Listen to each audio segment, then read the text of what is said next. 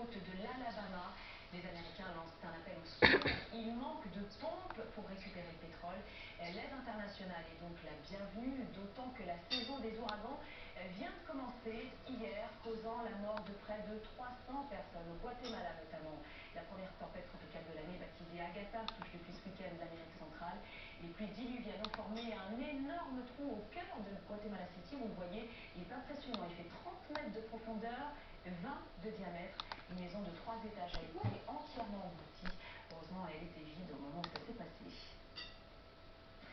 On passe au sport à présent avec cette nouvelle affaire qui secoue le cyclisme. On connaissait le dopage médical avec le PO, les fausses prises de sang et autres poches d'urine. Voici maintenant le dopage mécanique ou comment pédaler avec un vélo électrique. Principal accusé, le Suisse Fabian Cancellara, dernier vainqueur du Paris-Roubaix. L'intéressé qualifie ces accusations de stupides. David Thompson. Diffusée sur Internet, cette vidéo fait l'effet d'une bombe dans le monde du cyclisme. Elle accuse le dernier vainqueur du Tour des Flandres et du Paris-Roubaix d'une nouvelle forme de tricherie, le dopage mécanique. En clair, un moteur électrique caché dans le vélo. On y voit Fabian Cancellara actionner une manette de freinage. En réalité, il serait en train de démarrer un petit moteur.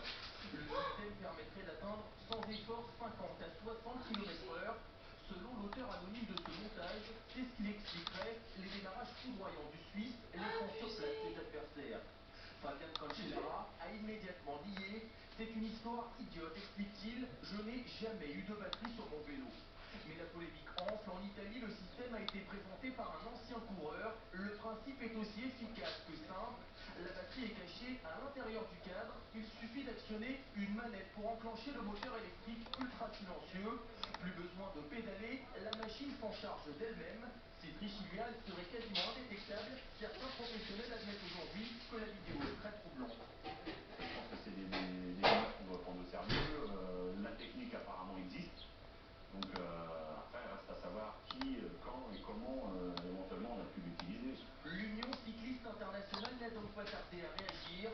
Dès le prochain Tour de France, certains vélos devraient passer au scanner afin d'éviter que le dopage mécanique ne devienne l'affaire de trop pour le peloton. Rien n'est de trop en revanche pour l'équipe de France de football qui s'est adonnée aux joies du cyclisme justement hier, sans moteur mais avec beaucoup d'enthousiasme. Un enthousiasme partagé par les Réunionnais. À 2 jours du match contre la Chine, le stade affiche complet et pourtant la chasse aux billets continue. Reportage de nos envoyés spéciaux David Madège et Jamel Gendreau. À Saint-Pierre, comme dans toute l'île de la Réunion, c'est la question du moment. Pour voir les matchs. En effet, dès la mise en vente des billets, ce fut la ruée pour voir les billets des tricolores.